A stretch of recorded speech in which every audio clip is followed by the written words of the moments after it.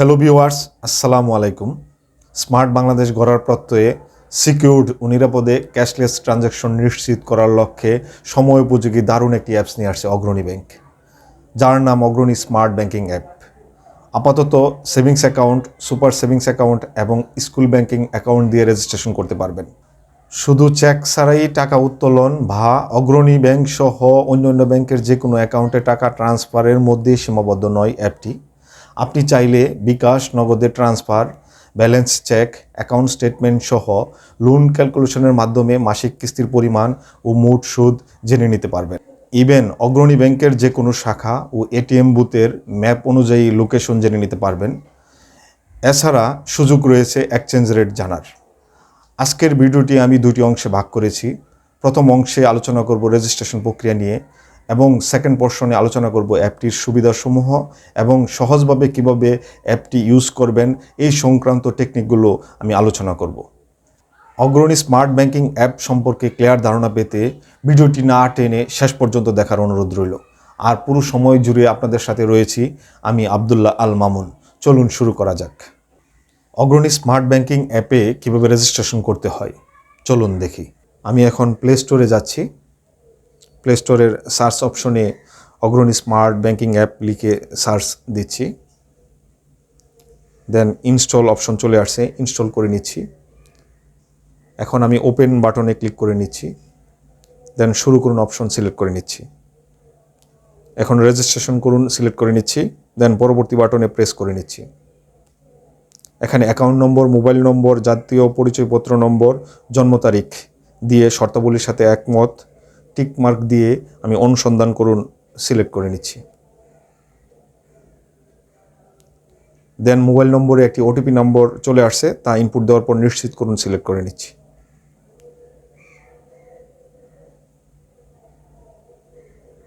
পরবর্তী বাটনে ক্লিক করে নিচ্ছি। এখন পাসওয়ার্ড সেট করুন অপশন সিলেক্ট করে নিচ্ছি। এখানে পাসওয়ার্ডটি মিনিমাম 8 অক্ষরের হতে হবে, যেখানে একটি ক্যাপিটাল লেটার হবে ইংরেজি, একটি স্মল লেটার হবে, একটি বিশেষ অক্ষরের হবে যেমন হ্যাশ, স্টার, @ এর মধ্যে যে কোনো একটি সিলেক্ট করে নিতে হবে এবং একটি সংখ্যা দিতে হবে। এভাবে পাসওয়ার্ড আমাকে দুবার ইনপুট দিতে হবে। দেওয়ার পর সম্পূর্ণ করুন সিলেক্ট করে নিতে হবে। এখন পাসওয়ার্ড সফল হয়েছে তৈরি। এখন লগইনে গিয়ে আমি লগ ইন করে নিচ্ছি। গ্রাহকের ছবি তুলুন অপশন চলে আসছে, কিছু নির্দেশাবলী চলে আসছে, যেখানে আমার চশমা খুলে রাখুন, সোজা রাখুন, স্বাভাবিক আলোতে ছবি তুলুন। অ্যালাও বাটনে ক্লিক করে নিচ্ছি। এখন আমি ছবিটা তোলার প্রস্তুতি নিচ্ছি। বামে মুখ ঘুরান, ডানে মুখ ঘুরান, নিচে কিছু ইনস্ট্রাকশন চলে আসছে, সেগুলো ফলো করে আমি ছবিটা তুলে নিচ্ছি। দেন আমার ছবিটা তোলা সম্পন্ন হয়েছে। এখন আমি জাতীয় পরিচয়পত্রের সামনের ছবি সিলেক্ট করে নেব। এখানে জাতীয় পরিচয়পত্রের ধরন নির্বাচন করুন চলে আসছে, অর্থাৎ 10 ডিজিট, 13 ডিজিট, 17 ডিজিটের এনআইডি সিলেক্ট করে যে কোনো একটি সিলেক্ট করে নিতে হবে। আমি অ্যালাও বাটন ক্লিক করে নিয়েছি। এখন আমি এনআইডির ফ্রন্ট পেজের ছবিটা তুলে নিচ্ছি। দেন আমি এনআইডির পেছনের ছবি তুলে নিচ্ছি এবং গ্রাহকের স্বাক্ষরের আমি স্ক্যান কপি তুলে নিচ্ছি। গ্রাহকের স্বাক্ষর স্ক্যান করার পর পরবর্তী বাটন সিলেক্ট করে নেবেন। দেন কনগ্রেচুলেশনস বার্তা চলে আসবে এবং সংশ্লিষ্ট শাখার মোবাইল নম্বরে বা সরাসরি যোগাযোগ করার একটি ইনস্ট্রাকশন চলে আসবে। সে অনুযায়ী আপনি অ্যাপটি অ্যাক্টিভ করে নেবেন। অ্যাক্টিভ করার পরই আপনি অ্যাপটি অপারেট করতে পারবেন। এখন কিভাবে অ্যাপটি আপনারা অপারেট করবেন সেই বিষয়গুলো নিয়ে আলোচনা করব। ইউজার আইডি এবং পাসওয়ার্ড দিয়ে লগ ইন করার পরই আপনি একটি ফ্রন্ট পেজ পাবেন, যেখানে আপনি অ্যাড বেনিফিশিয়ারি নামে একটি অপশন পাবেন। অর্থাৎ অগ্রণী ব্যাংক সহ অন্যান্য ব্যাংকে টাকা ট্রান্সফার করার পূর্বে আপনি অ্যাড বেনিফিশিয়ারিতে রিসিভারের ব্যাংক অ্যাকাউন্ট নম্বর অর্থাৎ প্রয়োজনীয় ইনফরমেশনগুলো আপনাকে সেভ করে নিতে হবে। এখন আমি অ্যাড বেনিফিশিয়ারিতে যাচ্ছি।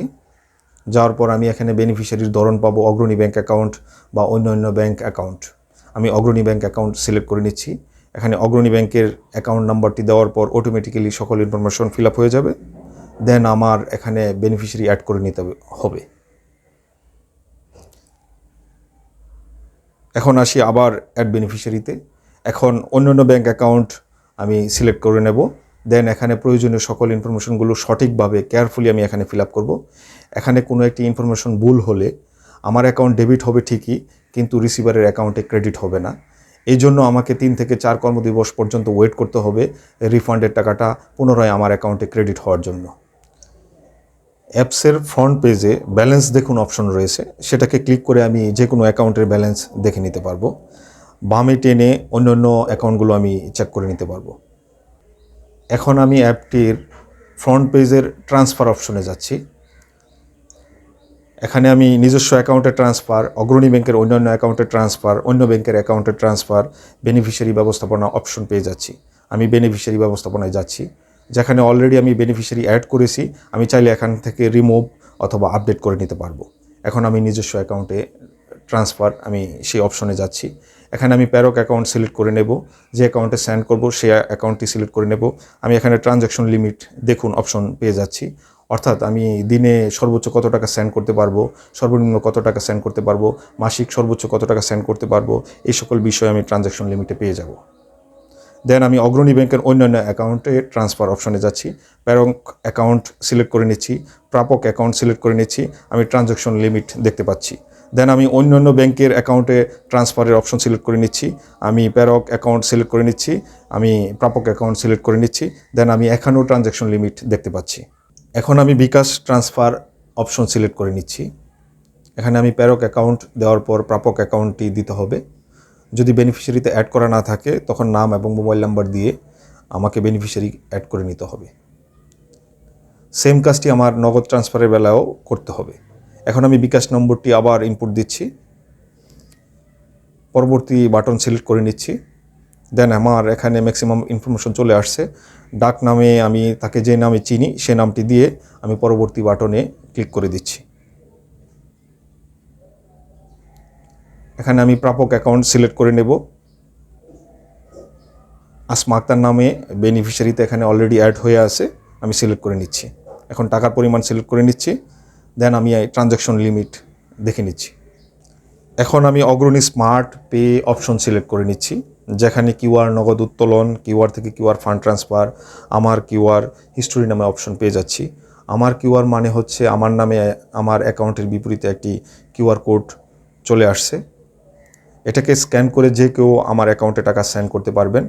আর হিস্টোরিতে ক্যাশ কাউন্টারে গিয়ে কোনো কারণে আপনি টোকেন নাম্বারটি মিসিং করলে আপনি হিস্টোরিতে গিয়ে টোকেন নাম্বারটি পুনরায় সংগ্রহ করে ক্যাশ কাউন্টারে বলে দিতে পারবেন। অগ্রণী স্মার্ট ব্যাংকিং অ্যাপের মাধ্যমে চেক ছাড়াই ক্যাশ কাউন্টার থেকে কীভাবে টাকা উত্তোলন করবেন আমি এখন সরাসরি দেখানোর চেষ্টা করব। অ্যাপসের ফ্রন্ট পেজের উপরের দিকে ডান পাশে কিউআর সাইন রয়েছে, আমি এখন সেই সাইনটি সিলেক্ট করে নিচ্ছি। আমি ক্যাশ কাউন্টারে রাখা কিউআর কোড স্ক্যান করে নিচ্ছি। এখানে আমার অ্যাকাউন্ট নম্বরটি অটোমেটিক্যালি চলে আসছে। এখন আমি কত টাকা তুলতে চাচ্ছি আমি সেটা বসিয়ে নিচ্ছি। দেন আমি এভাবে পরবর্তী বাটনে ক্লিক করার পর আমি একটি টোকেন নাম্বার পাবো। সেই টোকেন নাম্বারটি আমি সংশ্লিষ্ট কর্মকর্তার কাছে দেওয়ার মাধ্যমেই আমি টাকাটা উত্তোলন করতে পারবো। আমি এখানে ট্রানজ্যাকশন লিমিটও দেখতে পেয়েছি। এখন আমি মোবাইল রিচার্জ অপশন সিলেক্ট করে নিচ্ছি। আমি প্যারক অ্যাকাউন্ট সিলেক্ট করে নিচ্ছি এবং যে নাম্বারে ব্যালেন্স করব সেটা সিলেক্ট করে নিচ্ছি। অপারেটর সিলেক্ট করে নিচ্ছি, অপারেটরের ধরন সিলেক্ট করে নিচ্ছি। আমি চাইলে অফার পর্যন্ত দেখে নিতে পারবো এবং আমি ট্রানজ্যাকশন লিমিট পর্যন্ত দেখে নিতে পারবো। এখন আমি কিভাবে অ্যাকাউন্ট স্টেটমেন্ট বের করতে হয় আমি দেখানোর চেষ্টা করব। আমি এখানে অ্যাকাউন্ট নম্বরটি সিলেক্ট করে নিচ্ছি। দেন কত তারিখ থেকে কত তারিখ পর্যন্ত স্টেটমেন্ট চাই সেটা সিলেক্ট করে নিচ্ছি। পিডিএফে ক্লিক করার পরই আমি স্টেটমেন্টটি পেয়ে যাচ্ছি। আমি এভাবে সর্বশেষ 25 লেনদেন এবং ট্রান্সফার হিস্টোরি আমি দেখে নিতে পারব। লেনদেন করা ছাড়াও অ্যাপটির মাধ্যমে আরও কিছু গুরুত্বপূর্ণ ইনফরমেশন আপনি পেয়ে যাবেন ফ্রন্ট পেজের নিচের দিকে অন্যান্য অপশন সিলেক্ট করার মধ্যে দিয়ে। এখন আমি অন্যান্য অপশন সিলেক্ট করে নিচ্ছি। লোন ক্যালকুলেটরের মাধ্যমে মাসিক কিস্তির পরিমাণ, মোট সুদ আমি নিজেই ক্যালকুলেশন করে বের করে নিতে পারবো। এছাড়া অগ্রণী লোকেশন ও ম্যাপ অনুযায়ী আমি অগ্রণী ব্যাংকের যে কোনো শাখা ও এটিএম বুথের লোকেশন চেক করে নিতে পারবো।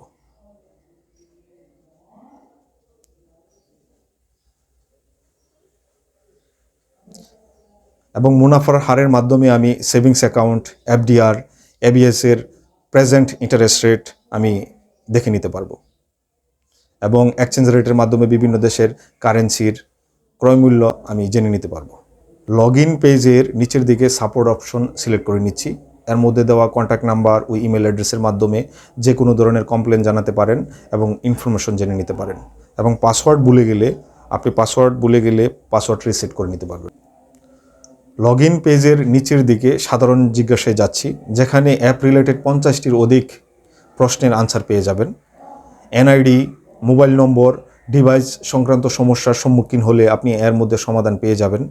রেজিস্ট্রেশন প্রক্রিয়া এবং ডিভাইস হারিয়ে গেলে করণীয় কী এবং নতুন ডিভাইস পরিবর্তন করলে আপনি কীভাবে অ্যাপসটি ইউজ করবেন সে সংক্রান্ত ইনস্ট্রাকশন আপনি এখানে পেয়ে যাবেন।